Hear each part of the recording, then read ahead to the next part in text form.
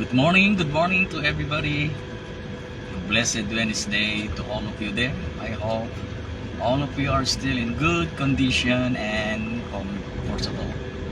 This is Pastor June de Rosario na bumabati sa inyo ng isang mapagpalang umaga sa araw po ng Miyerkules na ito.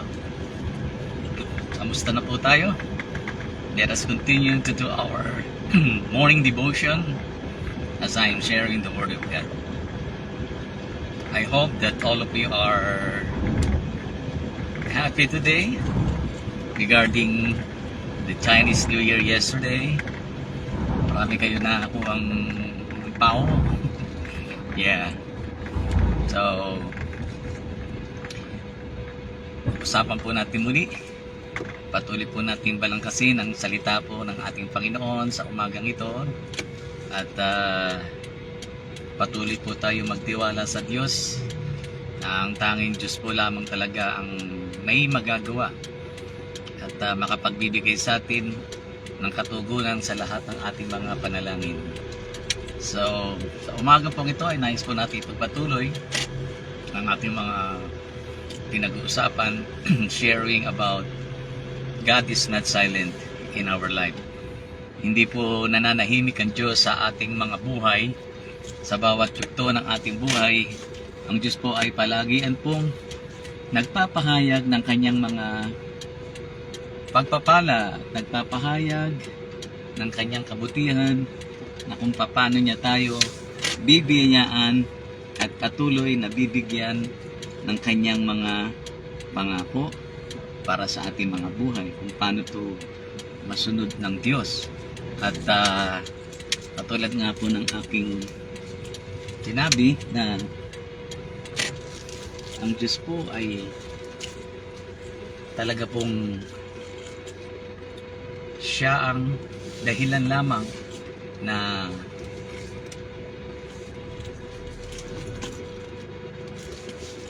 kaya ako po ay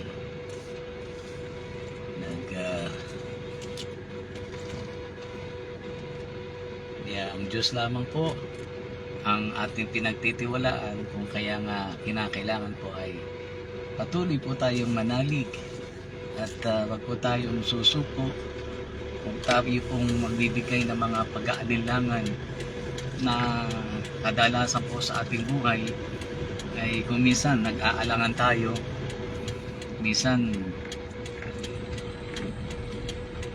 nagdo-double minded tayo, madalas tayo magtanong, kumbaga baka mamaya hindi tugunin ng Diyos ang aking mga suliranin sa buhay, o dili kaya ay baka hindi kayang gawin ng Diyos yun para sa iyo. Mga kaibigan, mga kapatid, I would like you to know that nothing is impossible with God.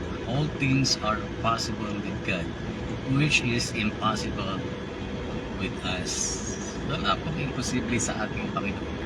Kaya nga ipinagkaloob niya, ibinigay niya sa atin ang kanyang salita at ang kanyang panukala sa atin ay alalahanin natin ito. Let us meditate the Word of God day and night. Kung minsan meron tayong mga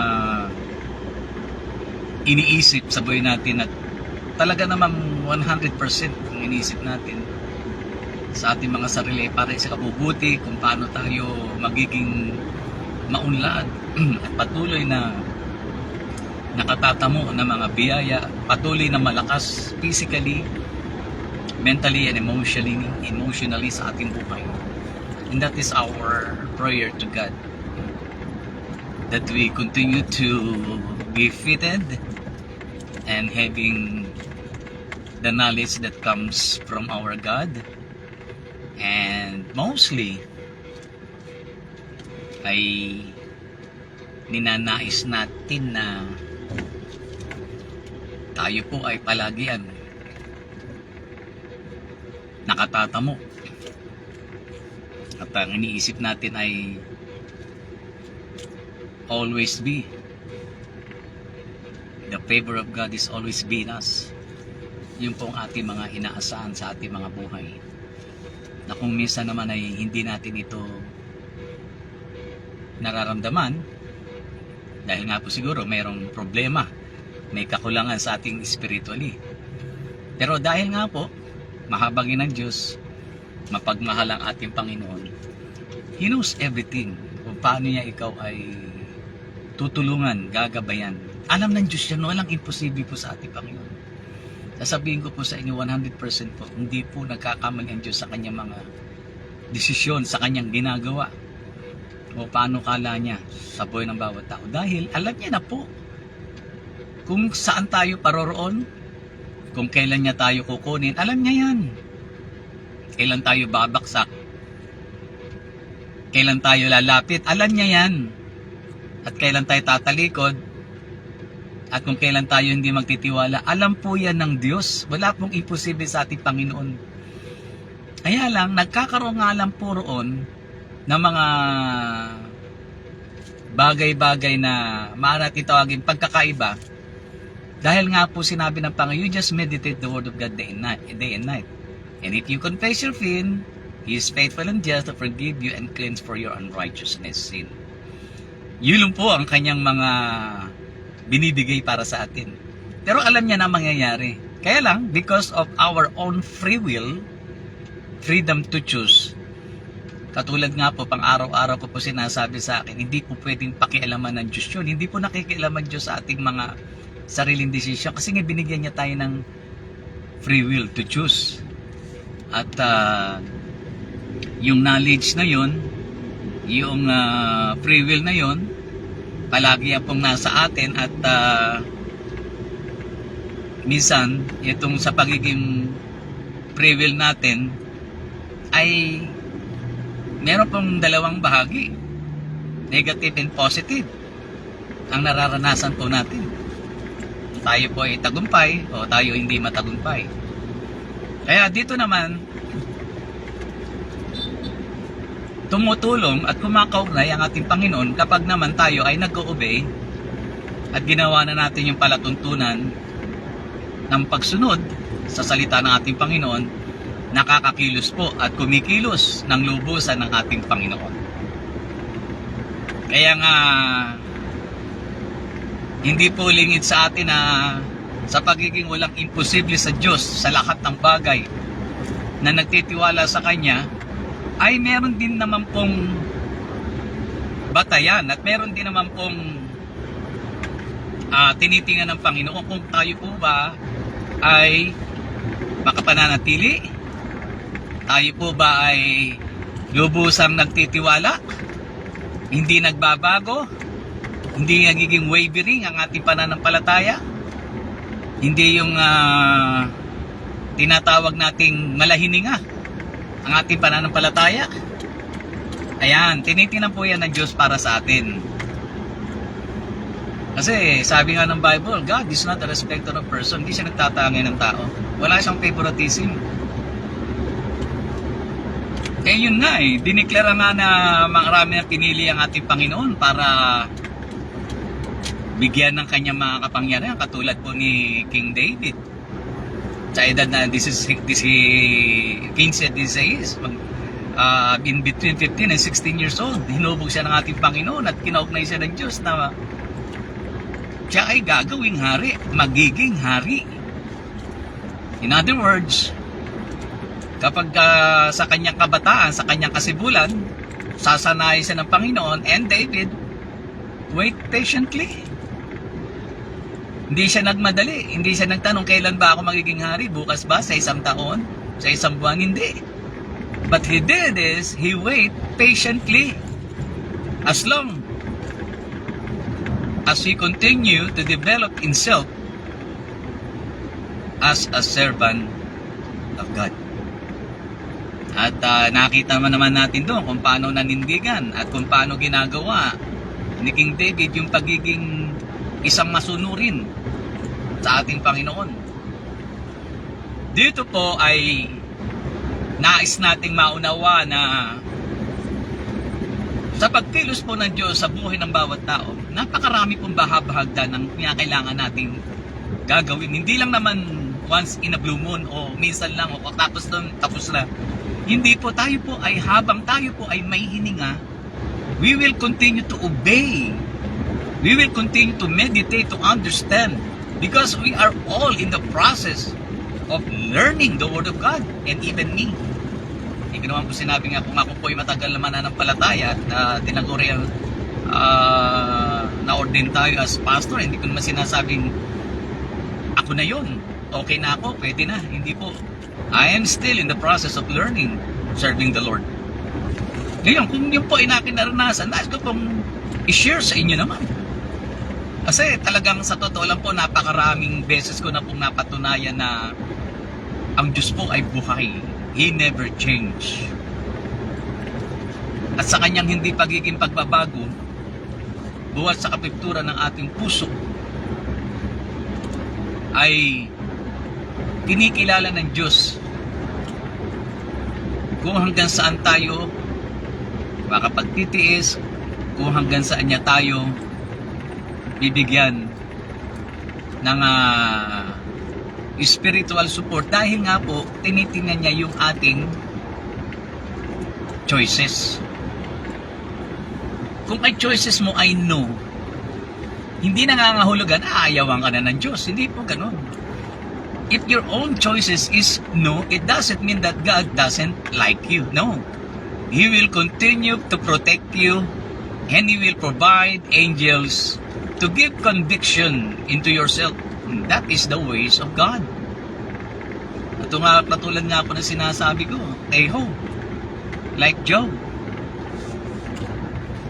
like Abraham, they are all following God's word, but they fail. Bumaksak din sila. God allows. They will fail. Why? Because no man in this world will live physically, eternally, live eternally. Physically live eternally. Wala pong ganoon. And even Jesus died on a cross. Di ba? Kaya lahat po tayo may hantungan sa ating mga gagawin para sa ating buhay. But only what we can do is only to trust Him and continue to develop ourselves for what we are in the sight of God. Maging ang ating Panginoong Hesus, hindi po siya nakaligtas sa panunukso ng dyablo. Satan tempt Jesus Christ. Matthew 4:4, He says, "Man shall not live by bread alone." Hindi lang nabubuhay ang tao sa tinapay, but every word that comes proceeded to the mouth of God. Kaya ito po ay nais nating maunawaan. We need to understand the Word of God. What is the Word of God really is in our life. We need to understand that. Do not stop as you read, and then you stop, and your understanding will develop, or calculating, oh, this is the Word of God, this is the meaning of it. Do not stop on that. Continue to pray to God, continue to talk to the Lord so that you will know what is the will of God in your life.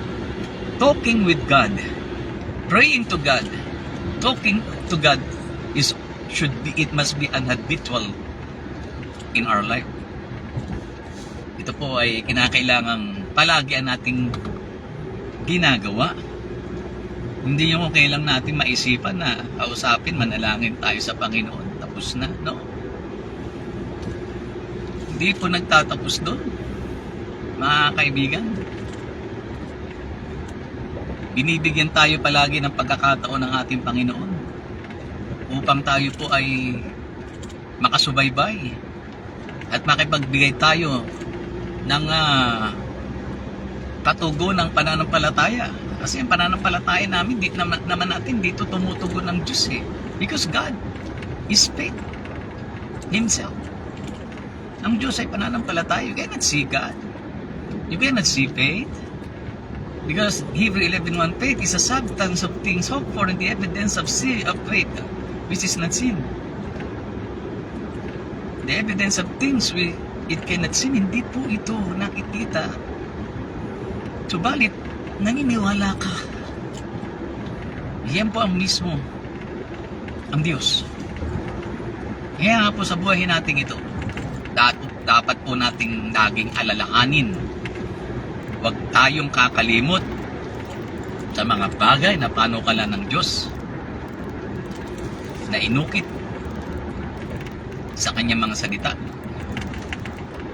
Ang Diyos ay palaging gumagawa ng mga bagay na kamangha-mangha na minsan hindi natin maunawaan. Kasi bumabalangkas doon, gumagawa ang Diyos ng mga bagay na minsan hindi natin maunawaan upang maipahayag niya sa bawat isa sa atin na siya talaga ay Diyos at siya talaga ang kailangan lamang ng ating buhay. Wala nang iba. Kaya doon po, kinakailangan po nating unawain ito. Ang Diyos po ay kumikilos lamang sa atin, nakakakilos lamang po sa atin ng Panginoon. Ayon doon sa ating paniniwala at pananampalataya sa Kanya. Kaya nga po, hindi niyo po ba napapansin sa pang-araw-araw po kung pakikipag-usap, sharing sa inyo? Minsan ay halos pare-pareho lang yung pananalitang nasasabi ko. Why? Because this is a reminder to all of us, even from me. Nagiging isang reminder to upang sa gayon ay hindi tayo makalimot, hindi natin malaktawan o maipagwalang bahala yung panukala ng Diyos sa buhay ng bawat tao. Kasi importante. The important thing is we need to follow, we need to obey, and we need to understand His Word. Yun po ang pinaka-importante at pinakamahalaga para sa bawat isa sa atin.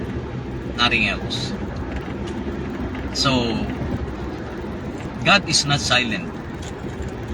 Hindi po nananahimik lang ang Diyos para sa atin. Alam ng Diyos ang sitwasyon mo ngayon. Ano ba ang sitwasyon mo ngayon?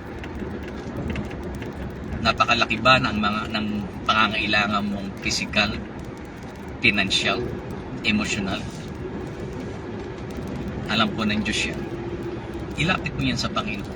Hindi mo ilalapit yan sa Diyos upang tugunin yung lahat ng pangangailangan. Lumalapit ka sa Diyos because for what He is, dahil kung paano siya ay ganun. Habang inilalapit mo naman ang iyong sarili, habang itinataas mo naman ang Diyos sa iyong buhay,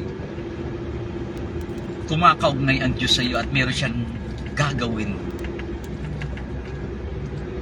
At minsan sa kanyang pagkilos, sa kanyang paggawa, hindi mo maunawaan kung bakit niya kinuha yun. Dahil nga, merong mga bagay kang dapat maunawaan para sa ating Panginoon. Kaya, sa pagtatapos po natin tutuloy, magpatuloy po tayo bukas. Ano man ang iyong ginagawa ngayon, magpalain ka ng Diyos at naway ang Banal na Espiritu ang palagi ang nangunguna at pangunahan palagi ng Banal na Espiritu ang lahat para sa iyong buhay. Mahal ka po ng Diyos at sa umaga pong ito, pagtatapos po natin, huwag po natin kalilimutan God is always working behind the scene. God bless you po. Huwag niyo po kalilimutan magpasalamat sa Diyos. Always give thanks to God. God is good. God bless you.